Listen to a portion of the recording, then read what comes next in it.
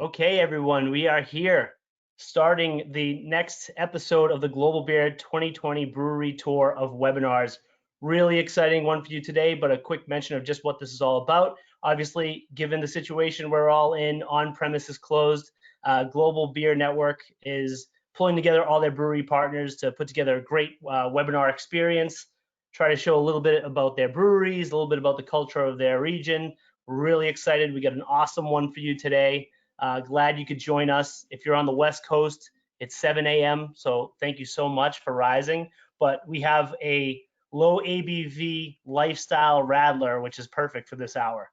And with us right now is Thomas Necker of the Stieglbraueri. Thomas, welcome live from Austria. How are you? Good morning, everybody. I'm very glad to be here. So thank you very much for the invitation. And we have Christy Hansen, Vice President of Sales for Global Beer Network, live from Houston, Texas. Yep. Christy's already started with the beverage today. What are you drinking? Stiegl Mosa. Awesome. That's how they do it in Texas. That's what makes them strong. So Thomas, we're ready to get started here. People are eager to learn about the brewery. So let's set a picture here. Salzburg obviously is a beautiful place, and Christy got to visit the brewery well before I ever did, and screamed about the virtues of how beautiful it was. And I was like, oh, I'm sure. She's like, once you get there, Dan, you're gonna fall in love. Christy, what did you say when you first went? No, I said it's absolutely breathtaking. It takes it's magical. It's so beautiful. And then to top it off, the people are beautiful. Everybody's healthy. Everybody's outside. They're biking. They're hiking. They're just, it's a great place. Yeah.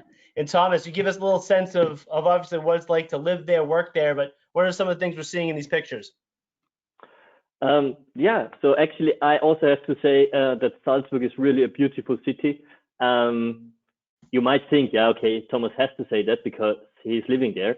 Actually, I'm living in a different city, in Innsbruck, which is around 200 kilometers west, and there is always a big rivalry between those two cities, and especially because I'm from Innsbruck, and my boss Michael is from Salzburg, so every one of us always says, no, I'm living in the nicest one, but I have to say, in this case, Michael is right. Salzburg is really a small little jewelry and a fantastic city to live. So yeah. What you can see here on the pictures is on the top left, there is a picture of the historic city center and the castle of Salzburg. Imagine Salzburg is not huge. It's only 150,000 people living here in Salzburg, but nevertheless, it's the fourth biggest city of Austria. So just to give you a perspective of how small Austria is. Yeah, as you can see, it lies on the bank of a river. The river is called Salzach, and the city is called Salzburg. So both names have in common the name Salz, which means salt, and this is coming from the nearby salt mines. Yeah, we are in the heart of the Alps. So that's why on the top right, you see a lot of snow. So basically, from December until April, we have plenty of snow. Unfortunately, not this year, but very nice skiing resorts around here. Within 30 to 50 minutes, you are in big ski resorts. So it's an amazing place, not only for working, but also have for a nice lifestyle, for outdoor activities. It's really great. Yeah. And last but not least, on the bottom, it's the picture of our brewery, as it looks today. Yeah, even with the maypole on the left-hand side, I see there. Oh, I didn't even actually, when we added that to the presentation, I didn't even notice it. I'll say, you see pictures of something, and there's usually professional photographers. They wait for the perfect lighting. Everything's going to be perfect to get a shot like this. But I remember pulling into the brewery for the first time and was not let down. It delivered the grandeur of approaching it. It's, there's some lowlands around it, so it kind of pops out of nowhere. But you also have the mountains in the background. It's one of the most amazing breweries to drive into, right, Christy? It's awesome. Yeah. Great. Yeah. So, and how long has the brewery been on this site? So you can see on the right on the top of the slide, Salzburg's brewery since 1492. This dates so the brewery, as you can see right there, is after the relocation from the city center to the current place, and that happened around 1860s. Simply because the historic center became too small for the Stieglbraueri, so that's why we had to move a little bit outside, but still we talk about a difference of 3 kilometers. So it's very, very close to the city center still. And yeah, dating back to 1492, I guess most of you already heard about the date. So this was the same year when Christopher Columbus went to the Americas. And it was also the same date where we found the first document. So it's not something where we think it might have happened or whatsoever. No, it's actually, we found, that's the date of the first document we found. Basically, the previous owner, he died, and his wife inherited the brewery. And the original documents are still there. A copy you can see in our museum, and the originals are in the museum of the city of Salzburg. Yeah, it's an amazing museum that you guys have, and so many support documents almost look like illustrated texts of monks, and they're just deeds to breweries, deeds to products. It's crazy. It's very, very nice. Yeah. So obviously you mentioned that kind of turn of the 19th century, things are changing, it's moving, and that's really where the brewery has settled into, has new stewards since 1887, right? Family owned. That's correct. One reason for that was that when we moved to the current location, unfortunately, a couple of years later, the brewery burned down completely, and the old family was able to rebuild everything, but suffered financially. So Salzburg people already were a little bit unhappy about the quality of the beer, and actually, what happened was that the malt supplier of these days, he fell in love with the brewery and said, but he was also very angry about the beer quality.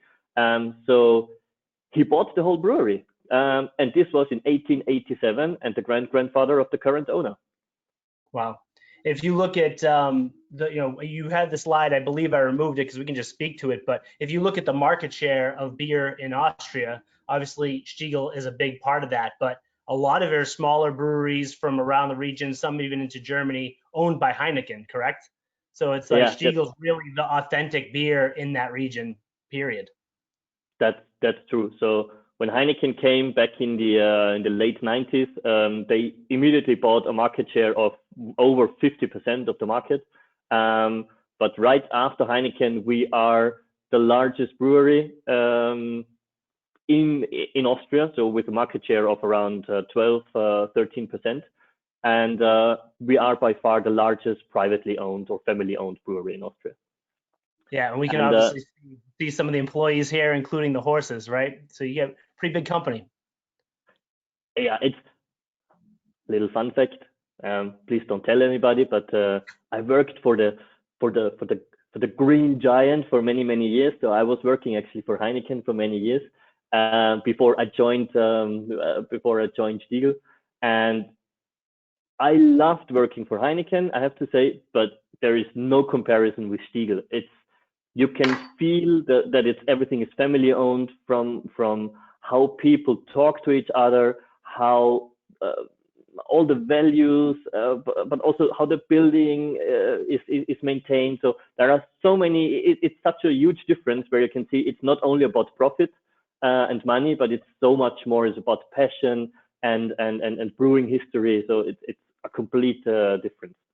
Yeah, and I think you talk about your values, and obviously the world is changing every day, every hour right now, and I think in America, craft beer and what's new, what's different is definitely what has reigned supreme in our thoughts, and are into all the businesses who have worked and are continuing to fight off-premise, on-premise, local breweries, everyone involved. But we're definitely seeing a trend towards, on the import side, people wanting to know the quality behind the product, knowing that it can last on a shelf, that it could last in the keg.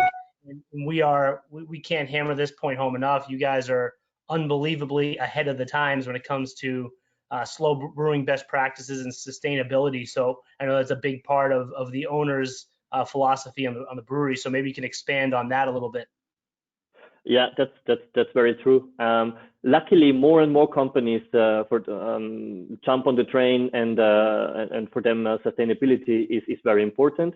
So it is for us, but it's not a new thing which we just started recently.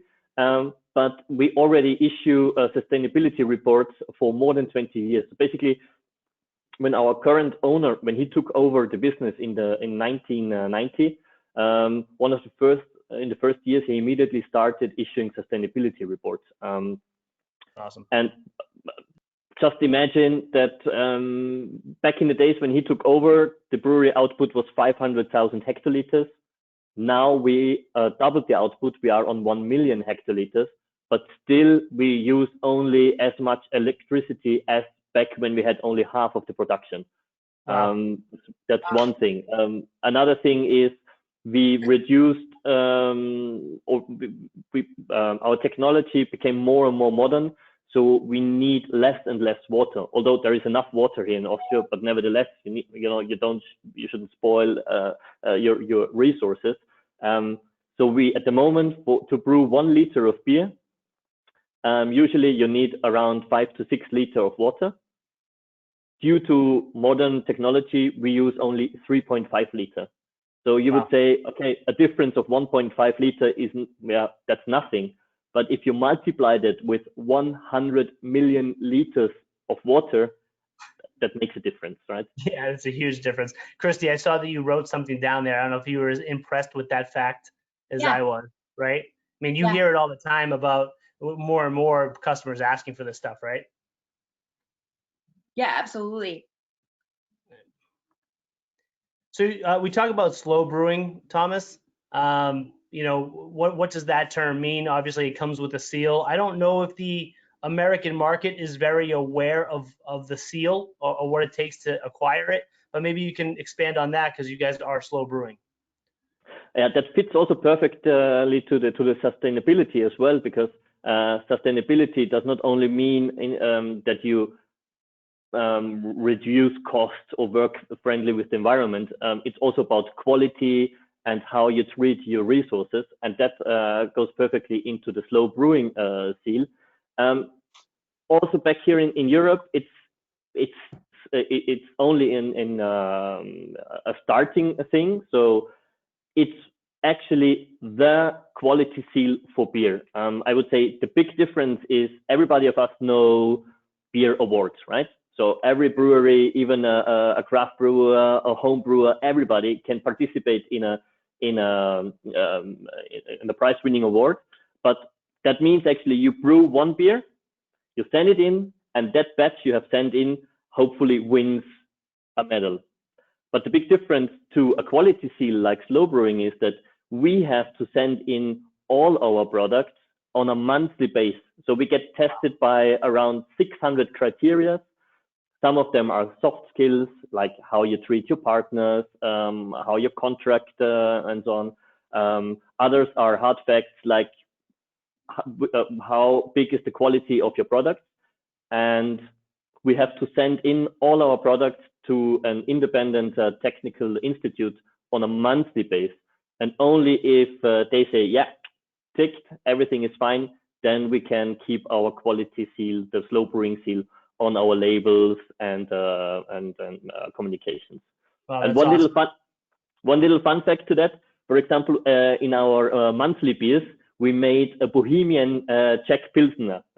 And you know, the Bohemian beers, they have this kind of buttery diacetyl taste, which actually is a beer mistake, but super typical for the Czech Pilsners.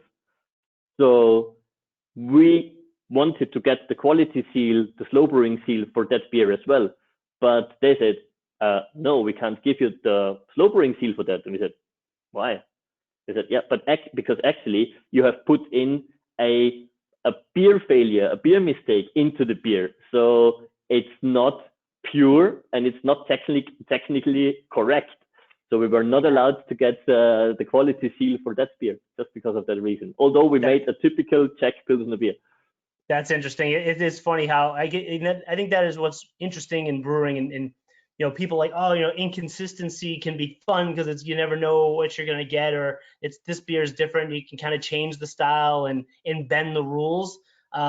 But even if that is the case with the flavor you're going for, I don't care what off flavor it is conceived to be. If you're brewing it consistently, then I'm impressed, and I feel like that would be Lambic. We have the Trappist Brewery, Orval.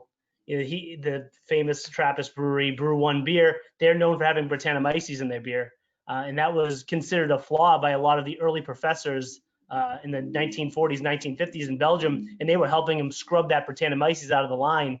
And when they finally got that clean Orval, everyone was like, this isn't an Orval. So they went back and found a way to inoculate that Brett into the brewing process at Orval. So it's, that's what's impressive.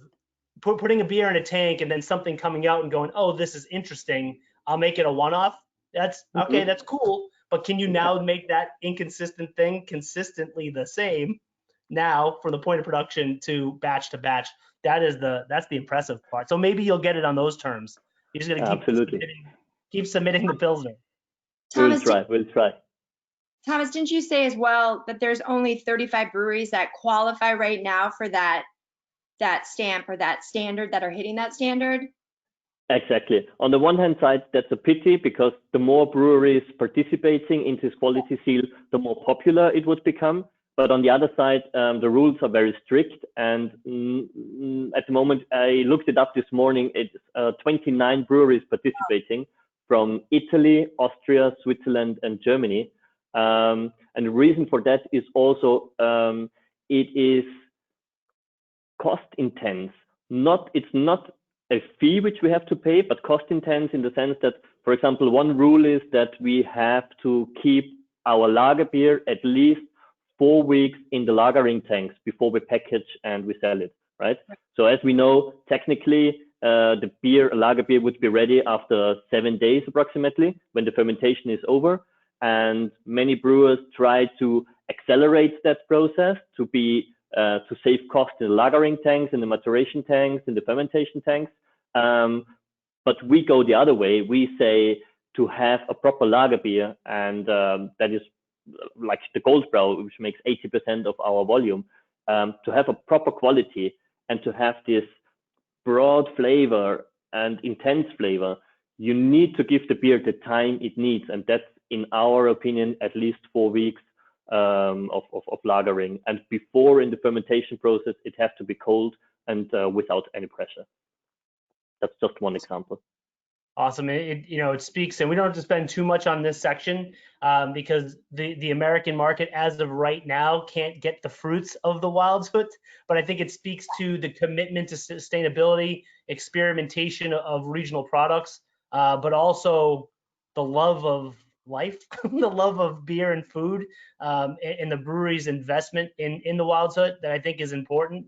And it really puts the money where the mouth is, because there's no reason you guys have to do this. There's no profitability probably. Oh, the Wildshut is making us loads of money. This is a passion project. So maybe you can explain a little bit what it is, and then we'll move forward.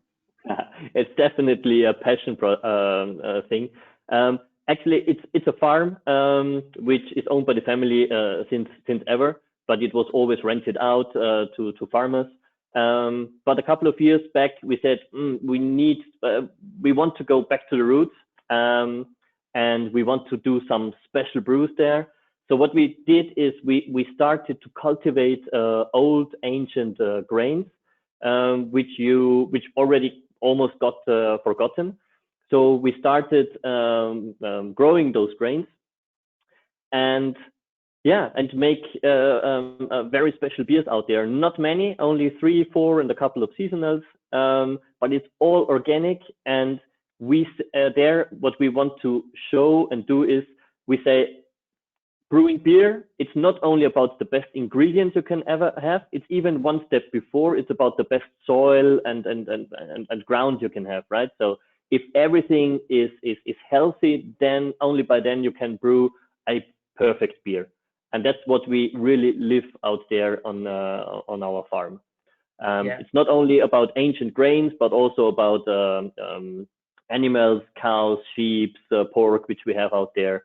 And yeah, the picture you're showing now is about the Stiegl cycle. So the beers we have there, we consume in our so with the spent grains, we feed our animals. The animals then get used in our restaurants. So it's the circle of life, actually. As it was well known hundreds of years ago, right, where farmers used every little piece of whatever they had, and that's what we're doing there again. Yeah. Maybe very quickly, there is another very crazy project out there. We tried to brew an beer, an ancient beer, like 5,000 years ago. We bought clay amphors, put them underground, put in like an old recipe, which we think how the Sumera made their beer. And so we put everything in there, the whole grain, water, spices, honey, dates, put it underground in September, left everything on the mesh for half a year until end of March, then took it out and had a beautiful, ancient, very creative beer style. That's really cool. And I just want to hit on this real quick, and maybe Christy, you can add to it. But obviously, we got to sample all these amazing products at the brewery. They have a beer garden, they have a beer hall, they have a nice restaurant inside. There's so many different places to eat. But how good is the food at Stiegl? I mean, it was amazing. I think we went back there. We requested to go back there the next day, didn't we, to eat at the restaurant? Yeah. You're supposed to sit around at lunch, especially after a meeting, and maybe get to know each other and recap some of the things we talked about. But it was just me reaching over the table, asking for more bread that was grown from the grains they have, and eating lardo like a lardo. Yeah, and not even talking like I've never eaten before. So yeah, it is top notch. This whole program really speaks to the brewery. And we talked about the regional aspect of ingredients, Thomas, and for the sake of moving forward, obviously you're sourcing a lot of regional ingredients for all the way through the brewing process. But the one that I think really sets Stiegl apart is knowing your source water so well. So I want to talk more about the Untersberg connection, and you know, as people have questions about any of these other regions, by all means. But I'm going to move to the next slide and speak to the source water. Yeah, as already said earlier, there is a lot of water here in Austria, which is amazing. So just imagine wherever you go in Austria, you can just even in hotels, in Vienna in the city, or Salzburg in the city, in your hotel, just open the tap and you can drink the water as it runs out. So others put it into bottles and sell it as a mineral water. So we are blessed by having such amazing water. The Untersberg, which you can see here, is approximately 7 kilometers away from the brewery, so absolutely close in the neighborhood, where the whole city of Salzburg gets the water from. And the amazing thing is, also for the brewing process, we can use the water as it is. So we don't need to treat it in any artificial way or whatever. The hardness is perfect. All the ingredients which you can find in the water are perfect for the brewing process. I don't know anyone. Christy, I don't know if I think, you know, Chimay has a very good water supply. A lot of our brewers sit on well water, but there's usually treatment. I've never heard of just untouched, untreated in that sense. That's very unique, I think. But that's alpine spring water. Yeah. So if you see the peak of the mountain, that's going up to a little bit more than 2,000 meters. You can even go up there with a gondol. There is a Stiegl hut up there. Enjoy a nice Stiegl. Some of our co-workers even walk up there, like you have met Claudia. Yeah, Claudia runs in summertime. She runs up there three times per week. Again, it's an amazing the health and fitness of you and your employees, right? Yeah, I don't think the GN team would be moving at the same clip as you and Claudia or Michael. Christy and I walked walked around Lake Fuchel, which is just probably 15, 20 minutes away from the brewery. And we walked it, and we did stop to see sights, but we walked it, what, an hour, Christy? Hour and a half? At a good fast clip, I'd say. Yeah, We and stopped. everyone at Stiegl was like, "Oh, that's good. We usually do it in like 40 minutes with our 3-year-old sons." I'm like, "All right." With his son, faster than us. So That was, a new that- goal for us for next time we're there. that's elevation training. It's unfair. It's unfair advantage. Christy's from the plains of Texas, and I'm from the air quality of New York. It's not a fair fight. But you guys have to be careful when you walk around the Untersberg, because there are some legends about the mountain. There is what's the English vocab? Dwarfs, walking around, gnomes, so there are a lot of legends. They talk about gnomes, about time shifting experiences. So there are a lot of tunnels up there. So make sure you know where you're walking up there in the Untersberg. I want to go time warp. That's awesome. Let's do it. That's like Sedona, Christy, with the vortices, Yeah. Like, oh, you get to a vortice and then you're supposed to feel better. But I want to meet a gnome and go through a time warp. That's awesome. And just so you know, we're looking at the Brewhouse, and we would have loved to walk everyone through every element of this brewery, but we would need 5 webinars to do that. I think you can sum up the Brewhouse and just the brewery experience with this room, with the kettles. Look at the size of it. There are 2 people for scale. It is massive. And just, I believe, around 9 o'clock on this picture, Thomas, Untersberg is just out the window, kind of, right? Yeah, it's out there on the left-hand side. Yeah. So obviously a massive brewery, and when you speak to the quality, I just wanted to show this. It was May the 4th, a couple days ago. They even have this little Star Wars, droid just cleaning up the area, like the little patch, keeping leaves clean from the brew house. And when you enter in from the back parking lot, you see the brew house. It is beautiful. Do you want to add anything to that, Thomas? I mean, it speaks for itself, the grandeur. It's insane. But I think as you said, the brew house is the picture where you can talk a lot about. Even you can connect it with the philosophy of Stiegl. What I want to say by this is, like, what our owner always tries to do is to keep a harmony between new modern things, but also the old tradition. So you can see the brew house, which was opened in 2005, with a lot of wood and glass. So it looks very modern, but still has a touch of Salzburg to it with the wood. The same thing is about the transport methods. Like, we have full electric lorries, but next to it, we also still use our horse-drawn carts to deliver for deliveries. So there are a lot of things where our owner tries to do certain things in a certain manner, which is not only for his generation, but also already for the next 2 generations. So, like, this brew house is built for the next 90 to 100 years. So it's not something which is built to be, which should last only for the next 20 years, so to say. Wow. So a lot of investments which are already for generations, not only to make it beautiful to sell the brewery, so to say. Yeah, amazing attention to detail. And I think that harmony is what makes it so great. You get the grandeur, but it feels so warm. I mean, we always tend to go to the brewery for meetings, and then we have one beer or a lunch. We have been to the brewery. We've been so spoiled, Christy. I think I've been 3 times now, or 3 multiple visits, more than that, but 3 times I've had the opportunity to be in the area. But I just want to spend a day. We've yet to see it, like, in full action on a weekend. We need to really settle in. And it was supposed to be Maifest, that we were all going to get there and be able to really put in the time, but unfortunately, COVID kind of put the stops on that. So until next year, and that's why we're going to talk about Maifest.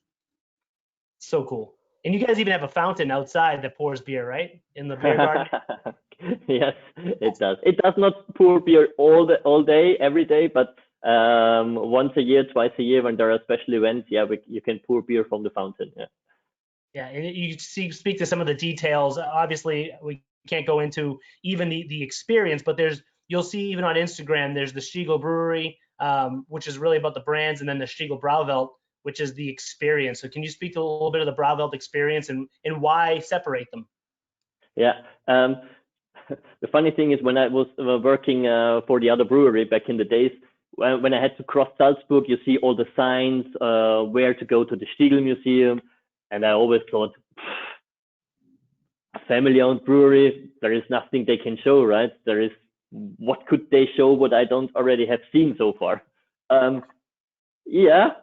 mind changed when I was there for the first time, to be honest. Like the picture on the left-hand side on the bottom, that's a picture of our 270-degree cinema. So we show videos there where you can see the movie not only in 270 degrees, but also on the floor. So it's almost like you sit in the mountains, as you can see on the picture. Then on the right-hand side, you see the barrel aging cellar. So barrel aging here in Austria was, if you told that to somebody a couple of years ago, they would say, okay, now the Stieglbraueri got totally nuts. But the owners, they did it. They said, no, we want to have that. We want to talk about the diversity of beers. We want to talk about the tradition. And then they built also a beer tasting room, as you know it from wineries. And in the same similar style, they said, if you can do tastings with wines, hey, we can do the same stuff with beer as well. So on the one hand side, as you said before, we have the brewery with the production process, but then on the other side, we have also a huge exhibition, on-trade, we have bars, we have two different restaurants and a pub in there and so on. So it's definitely worth visiting. And it's worth noticing, and actually you're saying it, you saying that whole tasting experience and being in tune to beyond just the traditional beers. I just thought about this, but you also have kind of a craft beer bar inside the brewery where you're serving Belgian beer, you know, American craft, if you can get your hands on it. So you guys are really, that's pretty amazing. That is definitely unheard of a brewery showing guest beers, a brewery of your size, and definitely a European brewery. I've never seen that. That is insane, you know. So cool. Oh, that's very important to us as well. Not blocking out anybody, but let everybody in who is able to make a good beer, because we know perfectly that we can't brew all the beer styles on our own, and we are definitely not the only one brewing beer in the world. So we want to invite all the customers, all the beer lovers to come here and just try different beer and enjoy and see how amazing beer can be. Of course, and I think this is to kind of hammer home the full aspect that Austria is a very specific culture to its own. A lot of people might say that Austria, it's like Bavaria, you know, it's in that region, or it's a little bit like, you know, it's like the Czechs, you know, they got Pilsner, they have a beer culture. It is really unique, and I'll be honest, I actually love the Winter Olympics, but it's mostly because I know I could never do it, right? I can run, I can't run fast, but I can run. I can't do ski jumping, I can't do all this. But I always thought it was kind of gimmicky, like, all right, who really does this stuff in practices? But then you go to Austria and you drive through the Alps and you go to your brewery and you see the skiing and the connection here. I mean, Stiegl is a pretty sporty brewery, and it's very strongly linked to these outdoor activities and stuff like that. And maybe you can speak a little bit towards, you know, skiing and the connection between skiing and Stiegl. Yeah. So as you said, in terms of sponsoring and sports, this is super important to us, mainly because Austrians love outdoor sports. So in the winter, we go for skiing, we go for cross country. I mean, not everybody goes for ski jumping. You have to learn a little bit about that. But skiing, for example, is for us, skiing is like for somebody else, is like cycling or swimming. We talked about it earlier. I have 3 little boys at home, and my oldest son is 8 years old. When he comes back from school at lunchtime, so he has school until 11:30, 12 o'clock, comes back home, little snack, then he puts his school bag into the corner and he grabs his keys and off he goes. So like the first ski slopes we have, it's a 5-minute drive by car. So he meets with friends there, goes skiing for 2, 3, 4 hours, and then he comes back and makes his So cool. homework. Yeah, it's the way I used to just grab my basketball as soon as I close my book. I'm like, I'm just out. And I go to the park, but they're going to a mountain. It's so unique, so cool. I think it's so specially, Austrian. And so in your region, I was Innsbruck had a Winter Olympics, right? Your town? Yeah, yeah, they did. Yeah, back in the 70s. Yeah. So And maybe about Austrians, how I'm married with an Italian wife, and I have a lot of friends in Germany. So they very often ask me the same question. So why is Austria different? I think we are similar to the Bavarians in a way, but we are not Germans, definitely not. I always say, as we are south of Germany and just have the same border with Italy, we are the more relaxed Germans. So we have the best of everybody. We have the rules and being correct like the Germans, but we have the being relaxed like the Italians, right? So we are the more relaxed Germans, I'd say. Yeah. Good passion, love of life, all those great things. Speaking of passion, we want to do a special shout out. If anybody has not followed this gentleman at Stiegl _fandom, I don't think there's anybody more passionate about Stiegl in the world. I can definitely say in the United States. I mean, these are just some of the collectibles. Guinness Book of World Records at some point has to go and check him out because this is unbelievable, right? the stuff he's done. Even the fact that he built the steps into the deck is just unbelievable. And in that point, maybe you want to explain really quick the logo, Thomas, of the Stiegl steps. For years, I didn't even pay attention to it. I just thought it was a shape until I heard the story. Exactly. First of all, Ed, thank you very much for being such a great supporter. If you listen to us or if you see this webinar later on, it's great to have people. Yeah, it's great to have people like Ed around the world who have such a passion for our brand. So thank you to all of you guys. Coming back to the logo, imagine back in 1492, the brewery was called Brewhouse bei dem Stieglein, and Stieglein, Stiege, means small steps, because the brewhouse was built close to a small freshwater channel, which came from the Mount Untersberg directly into the city. So the guys from the brewhouse, from the brewery, had to go down the stairs to grab the water for brewing the beer, and that's why we have the symbol of the 5 steps. And yeah, Stiegl means steps, and that's how we build our whole PR also as well. Even old TV campaigns, but also the current one again, we use this symbol of the stairs, even with the finger. So, for example, the current TV spot is like some friends go into a bar, and because it's so loud in the bar, the barkeeper can't hear you. So the only way to order a Stiegl is like by doing this, and the barkeeper perfectly immediately knows what you need and hands you over some Stiegl beer. I love that. That's on us, Christy. We need to just like train a few accounts.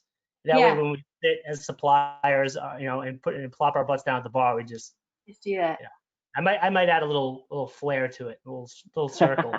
But no, and that's the perfect time to lead in now to speak about kind of the flagship beer. When obviously in America, we're going to talk about the Radler, and that's synonymous with Stiegl, but the Goldbräu, obviously available in a lot of markets in the United States.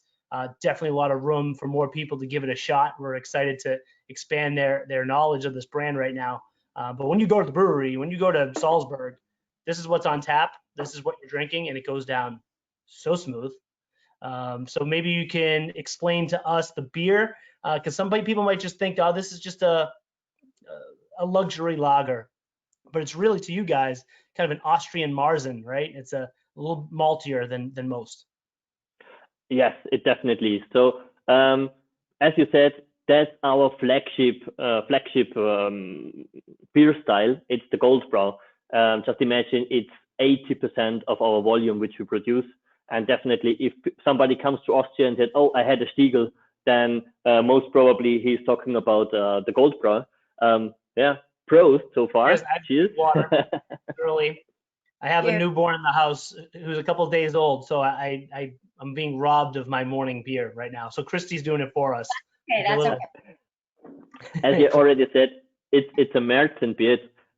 Märzen beer means March beer, and whoops, sorry for that. So actually, it's a March beer. What is a March beer? Back in the days before artificial cooling, before the industrial revolution, by law, brewing beer, lager beer, was for a certain period of time was allowed only between Saint Michael and Saint George. That means from end of September until the end of March, beginning of April. And why? Because we talk about lager beer, so bottom fermented beer, and you know that for bottom fermented lager beers, you need colder temperatures. So when the summer got hot, you were not able to brew a certain lager beer anymore. This was one reason, and another reason was the hotter it got, it became more dangerous. That by brewing beer back in the days, you needed open fire, and it was very dangerous in the summer because everything was so dry. And villages, cities were scared about getting fire. So you were allowed to brew your March beer, your Märzen, only until the end of March, and that's where the name comes from. And what makes it different to the Bavarian, you might have heard March beer, Märzen, already from Germany, but the big difference to the Austrian Märzen is that the Austrian Märzen is a little bit lower in alcohol, so it's only 5% of alcohol, but full-bodied, and most of the Märzen beers, they have a little bit more yellow color, but nevertheless a very white foam. So when you take a sip, I'm so thirsty. yeah, I am sorry for that. It goes down very well. It's an easy drinking beer, but nevertheless you have a full-bodied taste. Yeah, I would say it's a great expression of malts, and I think I should say, that the same way people like to get into what hops are being used and what's the hop bill. I don't know. I've gone through hoppy beer phases, in my life, but there's differentiation between types of malts and different colors of malts, and malt flavor is exciting in its own right. I think people are going to get in tune with that at some point, but to me, the Goldbräu is a great way to really experience those bready, kind of toasty notes of malt, but delicate, not in your face, not too cloying, because malt can be sweet, but it's perfect. Good carbonation, beautiful beer. Oh my God, I want one right now. I'm so jealous of everyone drinking. You have no idea. So obviously, this is the famous one. This is the Radler, and it's got its own culture here in the United States. But speak a little bit about what Radler is in Austria. Is it a novelty drink, or is it something people are really getting into? Is it part of the culture? Yeah, it's definitely part of the culture. You drink, of course, there's a certain peak of Radlers in the summertime because it fits perfectly to the hot temperatures. But it's definitely a drink which you drink all the year round. Radlers, it's not only, you might think because of the sweet flavor to it, you might think it's something for beer drinker beginners or more for the female audience. No, it is not. So it can really, even like the big boys could start drinking with a Radler after when they did a workout or cycling or skiing, for example.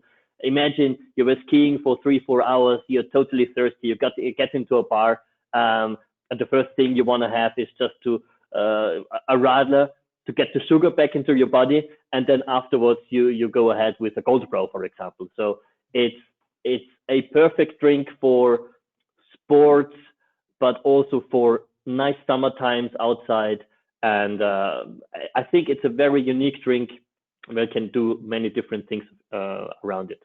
And obviously, it's a blend of Goldbräu as well. So Goldbräu is the base of the beer. So they're linked. They're linked to forever in that regard. Yeah, You can't have one correct. without the other. Correct. Even if it's a mix of things, I think it's very important that we don't put in just a lager beer, a cheaper version or whatsoever. No, for our Radler, we put in our flagship beer, the Goldbräu. As you can see on this slide, it's a mix of 40% of beer and 60% of fruit juice. Everything natural, no artificial sweeteners. And to some extent, for me, for example, that's definitely the more healthy option rather than going for any other soft drink because it's only natural ingredients and only 2% of alcohol. Yeah, and I was going to add to that and say, I mean, you've always seen the popularity of Stiegl Grapefruit Radler, but I think even more so now, especially in the US, there's the whole movement for the better for you, the mindful drinking. So it's kind of the lower ABV, but the all natural. We're even seeing more of a spike with the Radlers now because of that. Yeah, People they want to drink healthy. Healthy. And the calories it's pretty low. It's not very high sugar by any means. It's definitely sweeter than other beers, but we're talking, I forget what we ran the calories at, but you're looking like under 120 for a 12-ounce pour of Radler, 120 calories. So definitely healthier than a soda, right? So that's definitely for sure. We loved it. We did the hike of Fuchsel, and you drank that Radler. You could feel it go into your bloodstream and actually and bring you back. The first one went down in 4 sips, and you guys had that long, sleek glass. And it's shaped to the throat, right? It just boom, you hit it. Yeah, there it is. That's what it's meant for. It's sporty and it's really cool. And we didn't include it because we didn't get him to sign off on it. But recently, I think it was through Men's Health or Men's Fitness, Arnold Schwarzenegger actually showed that he puts Stiegl Radler in his protein, and he loves it after a workout. He keeps it in his gym fridge. So the Arnold man, right? Austria's own. Absolutely. I saw the video, so it was really, really funny because we didn't know anything about it, so it was not sponsored by us or whatsoever. So he opened the fridge and then he was saying, "But don't tell anybody. It's my favorite protein drink." His agent probably had to check any of his, long-standing contracts with other breweries or something that he might have had in the '80s. So that's awesome. A free shout out from the Arnold. That's things like that make you want to wake up in the morning. That is definitely awesome. So just a brief mention. We don't have to get too far into it, but obviously there's 2 extensions on the Grapefruit Radler. We just recently brought in the Him beer, the raspberry. It's doing phenomenal. So anybody on the webinar who haven't tried these brands yet, or if you're selling out in the marketplace, I actually am a lemon Radler guy.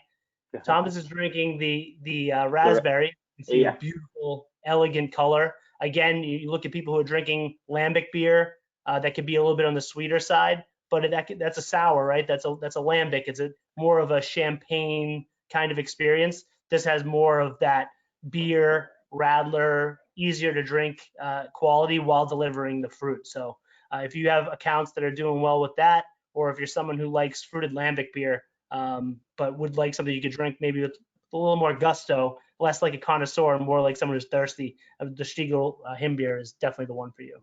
Well, and Thomas, isn't the Him beer right now, is it just exclusive to the US market? Like, I know you were going to launch it here first and then circle back to Salzburg. Is that still the case?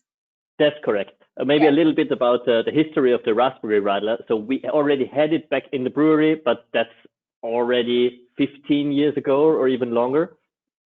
So because the raspberry Radler, especially in the Salzburg area, was very famous back in the day. So even 20 years ago or before the premixed thing started, people mixed it at home with raspberry soda, which they had at home. So especially the province of Salzburg, the mix between beer and raspberry juice was very, very, very popular. Then we had to delist it for some reasons. And then we had so many requests, especially from the USA, saying, "Hey, when do we get back the raspberry Radler? It was such an amazing product."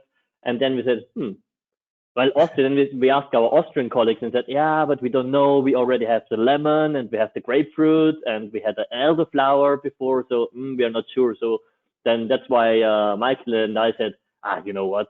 We do it. Nevertheless, we do it. And then we talked to you guys. And said, yeah, would be amazing. Yeah, and we decided to exclusively launch it in the US before anywhere else. That's awesome. Yeah, so we're gonna forge ahead just we're get some questions rolling in.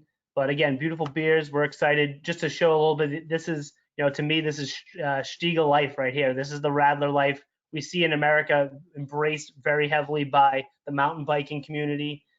Loves their Radlers because after a long ride, they can drink that, not get too tipsy, but get that beer refreshment and and loosen up a little bit, but also can hop back on the bike and get in the car and drive off after. So that's what Stiegl Radler is all about. You see examples. These aren't ones that we fabricated, right? This just kind of happens in nature. The only one we did this beautiful sunset shot for a Take Stiegl Outside video campaign, which you guys are going to be seeing soon.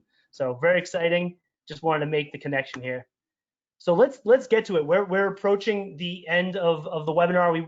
This whole thing is based on the fact that every year Stiegl does a Maifest and raises the Maipole. So we're going to talk a little bit about that now. I wanted to get to a couple of questions first that we can just take them quick, Thomas. One person asked, Teresa Belascio asked, if you sell honey at the Wild's Hut, do you guys have beehives there? Yes, we do. Yes, actually we do. Which was a little bit difficult for us because, in Wildshut, we don't have just simple honeybees there, but we have special animals out there. So we wanted to have those old black honeybees. And the thing was, when we got them from farmers, we got them in small little boxes, but all boxes we opened, how to say, the standard bees, they were all alive, but we had one problem. All the queens were dead. But you need the queens to reproduce and make more hives, right? So we thought, oh, really? We had to start the whole project again. But we just waited, and after they just hibernated, if that is the correct expression. After a week, they awake again, and yeah, now we have black honeybees in Wildshut, and of course we also sell the honey from there. That's great. That's awesome. Someone else asked if, let me get this right real quick. How do you make such refreshing Radlers without making them sweet? Most Radlers leave you with a taste of residual sugar, but Stiegl tastes dry and crisp. Why is that? And I'll add this comparison too. Obviously, people tend to think of Stiegl Radler in lockstep with Schafferhofer, but Schafferhofer is a Hefeweizen blend, whereas Stiegl Radler is a blend of Goldbrau. So maybe you can kind of point to that distinction as well.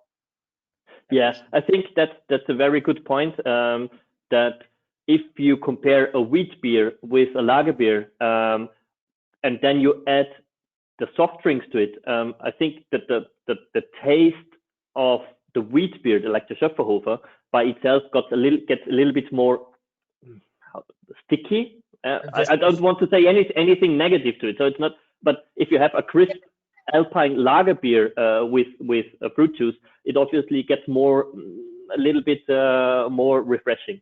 And I think a big you will see differences in different flavors. And obviously the grapefruit flavor, as we have chosen it, we wanted to have it crisp and a little bit sour at the end, so not too sticky, not too sweet. Because if it's too sweet, you might enjoy only one, but then the next one is already too much. So we wanted to get a certain flavor which really wants you to drink not only one, but you will enjoy also the second and the third one, the fourth one, and the fifth one, and so on. Exactly. The 16-ounce can goes down easy. Yeah. Good questions. All right, so we're gonna go on to this Maifest and what the celebration is to the region, but how the brewery speaks to it, and then we can wrap it up because at 11 o'clock, guys, on Facebook, if you go to follow Stiegl on Facebook, you're gonna be able to watch some of the festivities, which is awesome. So you talk a little about the history of the Maifest and the Maipole. The history about the Maifest and Maipole is a little bit difficult to explain because the origins, there is no clear date or whatever, how to date back, and there is no event where you say, okay, from this point on, the Maipole event existed. What we know is that the first records were made in the 13th century in Germany. The origins come somewhat from the heathenism. It's, everything what you raise, stones, poles, trees, it's kind of fertility symbol. and also kind of to exorcise evil spirits. But what is a fact is that for many, many years now, for a couple of hundred years now, May 1st crystallized as the festival day for the Maypole, mainly in Austria, Germany, Czech Republic, Slovakia, and Slovenia. So only Central Eastern Europe, they celebrate on May 1st. But you might find similar festivals all around Europe, but in other dates, like the Midsommerfest in Sweden or in the Scandinavic areas. That's more towards June. It's a similar festival. But when we talk about the Maypole as it is, we talk about May 1st. There might be, for us here in the brewery, it's a little bit different. So we don't celebrate it on May 1st, but we always celebrate it a weekend or 2 weekends afterwards, because you have to imagine May 1st is national holiday, so it's bank holiday, and everybody's celebrating. Every village is doing a big festival. Bigger customers, on-trade accounts make their own festival on May 1st or on the weekend. So we did not want to interfere with their festival, because here at the brewery we have up to 8,000 visitors, and if we do it all the same time, I think take away from the village and the towns. Yeah. I get that. And just so you know, this is a painting by one of my favorite artists, Peter Bruegel Younger, Belgian or Flemish master himself. So, even linking back to Belgium, this Maypole, which is great. But he was famous for showing the commoners dancing, partying, and drinking, right? That's his thing. So obviously there's an element to that here at Stiegl Celebration. There's a direct link to beer and Maifest, and we'll get to that. And I'm going to go quickly through maybe the process, because of course we can't be there to watch it today. You will have it on Facebook Live shortly, but maybe just how it all goes down and some of the things that happen. Yeah. Maybe a little fun fact is the Maipole Heist. That happened a day or 2 days before. So imagine you have your Maypole and you prepare everything, and then obviously you have a day or two before you raise the Maypole, right? So you have to put your Maypole somewhere, and that's the perfect timing for other villages to steal your Maypole. So there is always a big event. Everybody tries to hide the Maypole, but every other village always tries to steal the Maypole. So there are certain rules to it.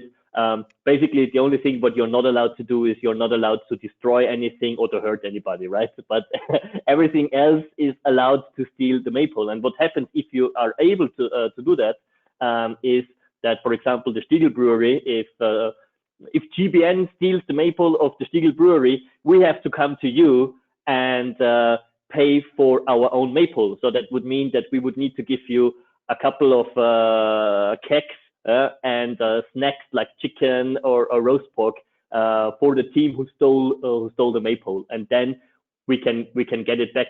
Very often, to get the Maypole back, that from one village to another, the tree is accompanied by the local band, so that everybody sees that somebody stole the Maypole from the Stiegl brewery, for example. So can GBN pull this off?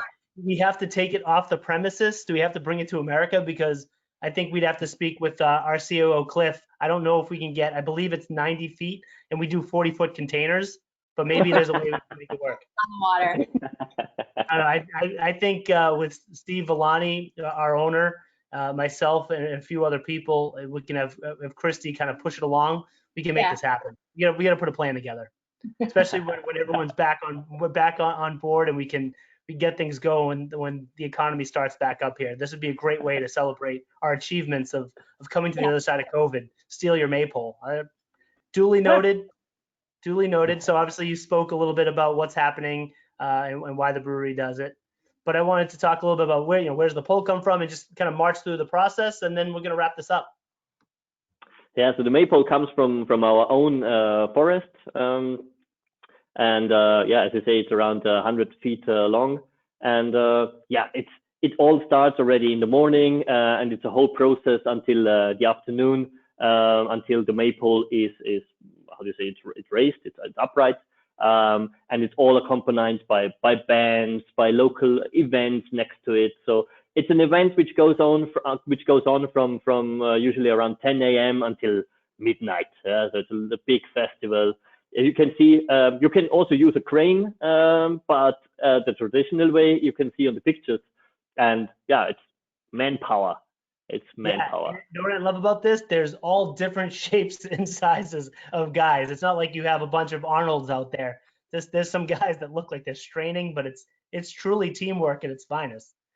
So it gives me hope that I could probably help, but I tend to skip leg day, and I have to imagine strong legs and being European cyclists and stuff like that have a one up here. I'll throw my back out. And this is not all. It's not a process in one go. So you don't pull the maypole upright in one go. It's several steps. Right? It's just like this, and then they drink a beer and wait for half an hour. Then they go there like this, drink another beer, and so on, so until the maypole is. You can do it, Dan. Yeah, you can see. You know me. I can't stop being a peanut gallery. I think everyone would at some point be like, dude, just take a beer and go away. Stop making jokes. Just we have a very heavy object here. Go away. I'd be the guy in the front just drinking a beer, not even lifting. That's probably where I'd be. So obviously the maypole's up and the festivities begin, right? Absolutely, yeah. And then you get your beer. As you can see, we always invite somebody who do the tapping, and in the middle of the picture you see our owner and his wife, and middle left is our head brewmaster. That's awesome. We need to figure out a way to get one of those little wooden firkins. That's Goldbräu, I presume. Or do you have a special beer? No, in this case, it's a Goldbräu. Goldbräu. We'll have to talk about that one, because that could be a nice way to kick something off. Maybe if we have any customers on the line, maybe we can make something happen and do a real Maifest somewhere and get you these. That'd be great. That would be amazing. You spoke about the community and the amount of people, but you sent some good statistics, some of which I'm curious to ask about, but maybe you want to run through a little bit. What's being consumed? So I said, usually we have around 5,000 to 6,000 visitors all over the day. In 2018, we have an all-time record of 8,000 visitors. Yeah, so a lot of people. Yeah, the consumption is 100 plus kegs, as you can see, so almost 60 hectoliters just for this one event. And of course, when you're drinking, you also get hungry. So almost 2,000, so almost 1,000 chickens. We have an ox over the open fire, which is roasted, which takes you, yeah, so the preparation takes, I think, 16 hours. So they start already the day before to roast the ox. Loads of sausages, brezel. Yeah, it's an amazing festival. I thought there would be a lot more pretzels consumed, honestly. It seems like people just really favor the beer. I feel like there would be like 3,000 pretzels being consumed. So I'm surprised. Well, more chicken. Yeah, but I need to send you, next time I need to send you a picture of the pretzel. So we don't talk about the small, tiny ones. We talk about pretzel which has like this size, huh? Oh, okay. So like loaves of bread. That's interesting. That's awesome. So that's it, guys. The Maifest is happening on Facebook Live right now. So I urge you to get over there and check it out after this. At Global Beer Network and in Stieglbraueri, we are endorsing that you can pour yourself a Radler, pour yourself a Goldbräu, and watch it at 11 o'clock on the East Coast, or as a breakfast beverage in the West Coast. I think that's okay. Christy showed us she can do it. The Stiegl mimosa, the idea can definitely work here. And Thomas, thank you so much for your time. I know it's later, a little bit later over there in Austria. Thanks for giving your time. That's fine. That was really nice. Thank you very much for giving me the opportunity to talk about the brewery and our beers. Yeah, it was great. Thank you very much. Awesome. So guys, cheers. We're gonna, obviously the next webinar, we have a little break. We've been packing in a lot of content with these webinar tours. It's been going great. Thank you for signing up for them. That's awesome. We're so excited for this. On next Thursday, we have Father of Dragons with Jeff from Van Steenberg. He's a character. He spent a lot of time in the United States. A lot of bars know him. A lot of customers have had a beer with him. We're going through a heavy punch. We've had a nice light Stiegl, a nice beautiful Goldbräu. So the next step up, we're going to 10.5% alcohol beers. Hence is the virtue of the GBN portfolio. We have something for everyone. So look forward to seeing you there. We also have another one in the docket with Boone Vat sampling to talk about lambic beer the following Thursday. But we're coming to the end of this tour. A lot of great things to come still. So thanks to everyone. And we, like we always said, and raise your glass. You guys, I'll raise my water bottle. Obviously, thank you for the on-premise accounts that are continuing to fight, do takeaway business, finding ways to bring money through the door to keep their staff going. You know, what we've really seen is people are fighting for their staff, and I think that's awesome, and they deserve a glass to be raised for them, and especially if they're pouring Stiegl beers. Thank you so much for that support. We know it's not easy right now, so thank you. Cheers, everybody. Have a great day. Enjoy the Maifest. Thomas, thank you. Christy, stay luscious, buddy. Cheers to everybody. Cheers, guys. You guys. Have a good day. Peace.